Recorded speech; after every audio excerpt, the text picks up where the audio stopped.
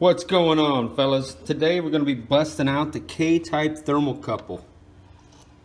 I believe this thing goes up to 2300. What we're going to be doing is testing the temperature of different fuels on one of these burners today. Okay.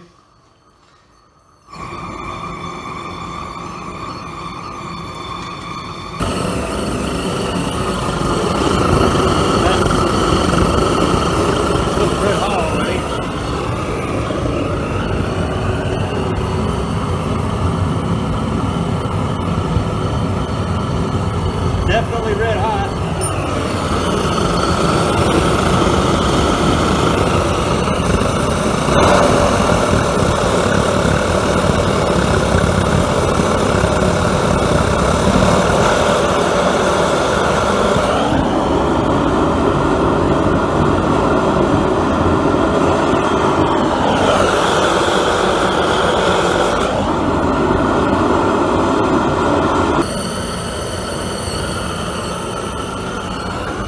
Drastically colder flame there. That's kind of like your average forward burn temperature right there, I would think. I mean,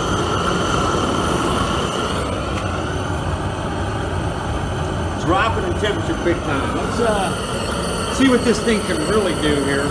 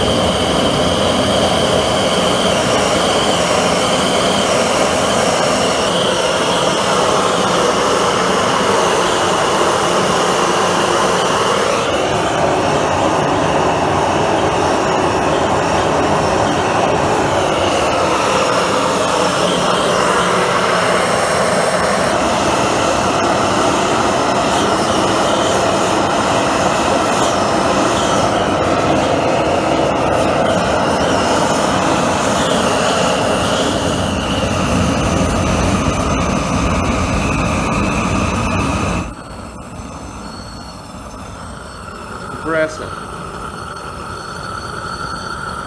I hope I'm not totally nuking my thermocouple here. It looks like I'm melting to the fire brick at this point.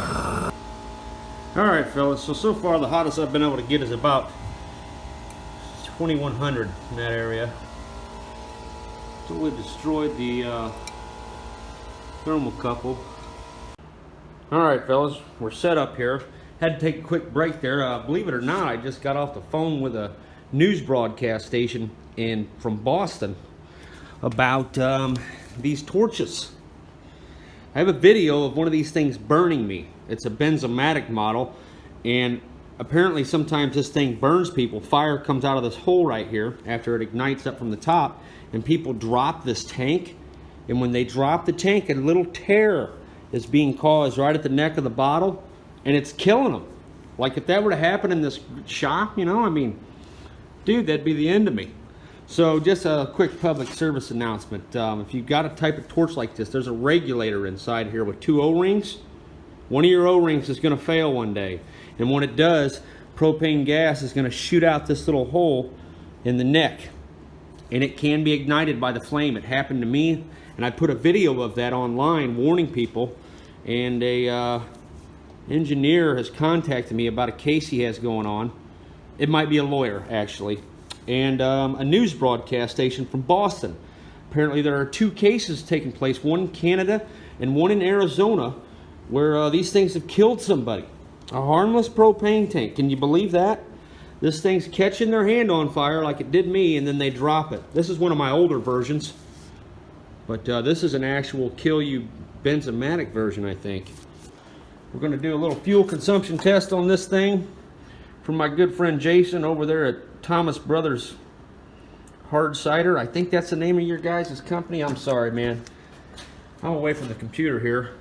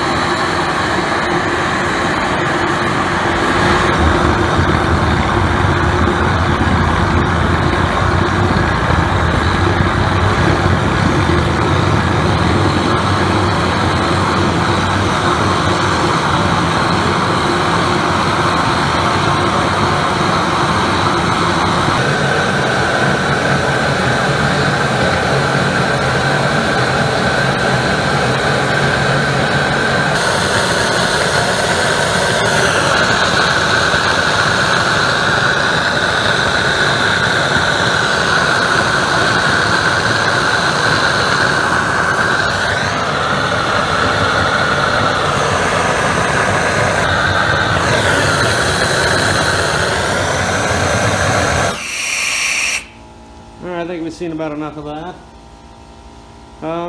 Interesting. Vegetable oil is not as hot as propane. Let's give waste oil a shot.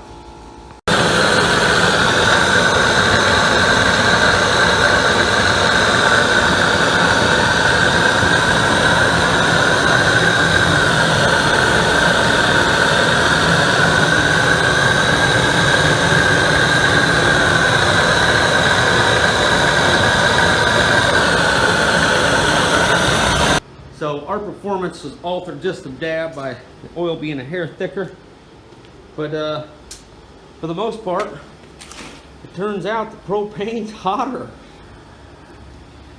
So, strangely enough, for whatever reason, the waste oil was burning with the coldest flame, and we're going to do this test again with a different type of nozzle.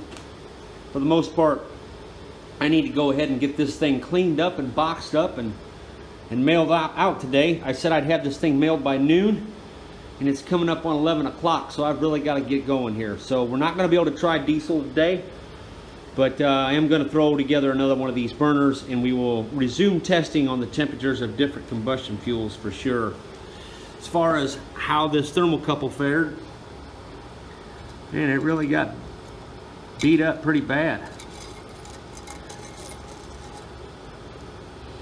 I don't know if that's a common thing, if I just abused it, heat shocked it, or what.